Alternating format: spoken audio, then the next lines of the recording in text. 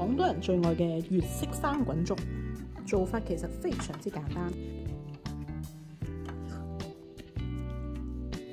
首先洗米，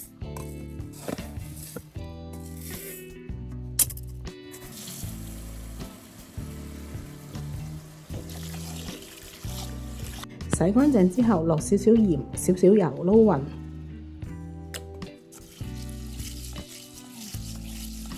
加入適量嘅溫水，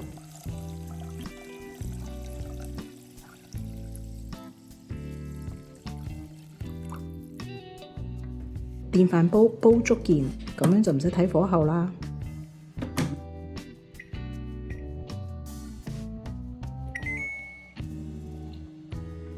趁煲粥嘅時候，我哋準備我哋嘅肉碼。今日煲雞粥，首先洗乾淨啲雞，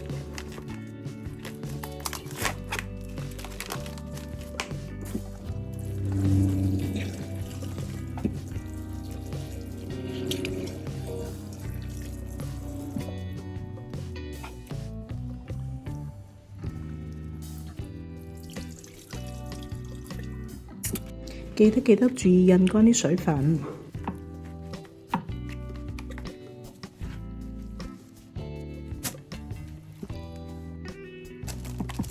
印乾水分之後，將啲雞切細嚿啲，盡量唔好太大嚿，咁樣好難熟㗎。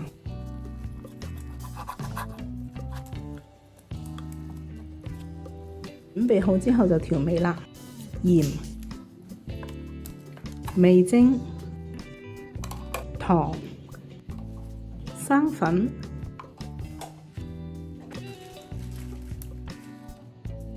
放少少薑絲、油。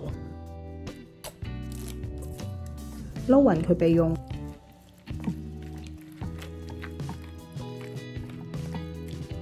準備啲新鮮嘅生菜，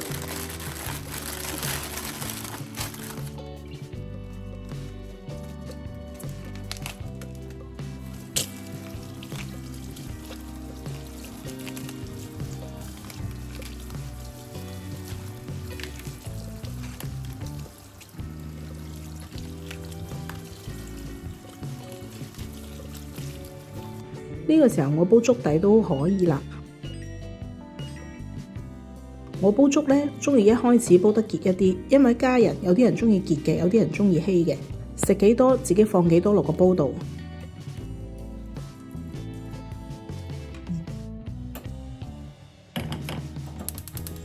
開火，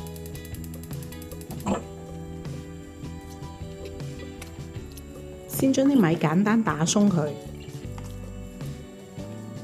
然後再撞滾水落去，調到你鍾意嘅濃稠度就可以啦。記得一定要係滾水喎，如果唔係呢，水同米佢冇辦法融合嘅。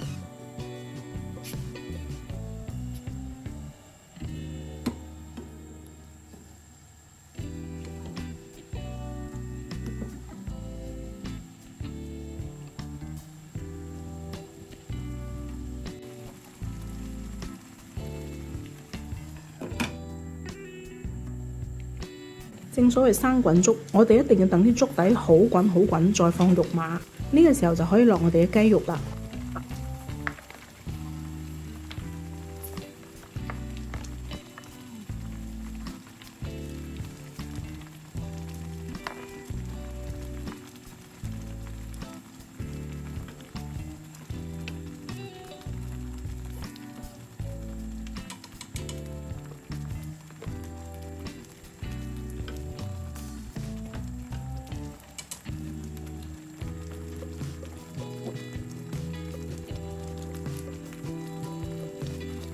雞肉相對比較厚肉嘅，所以我哋要吸過嚟焗佢一陣，留少少辣，如果唔係好容易滾瀉㗎。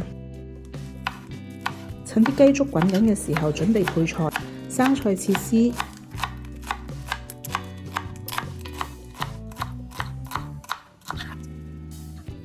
如果鍾意食芫茜葱嘅，再準備一啲芫茜葱。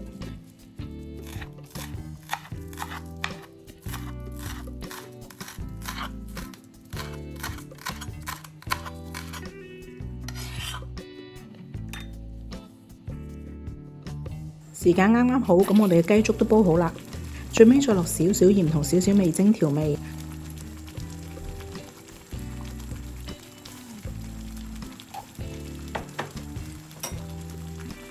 撈勻就可以畢出嚟食啦。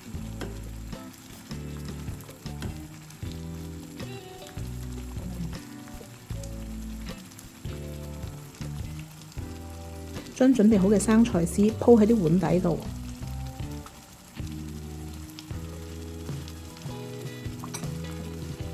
然後將滾起嘅雞粥撞落去，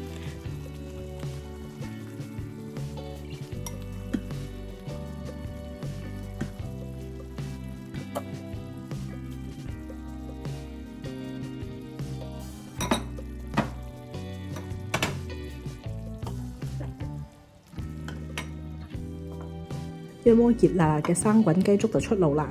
粥底綿密，雞肉嫩滑，一啖落去真係太滿足啦！最後加上自己鍾意嘅芫茜蔥，分享俾大家，希望你哋鍾意啊！記得幫我點讚、訂閱、share俾朋友。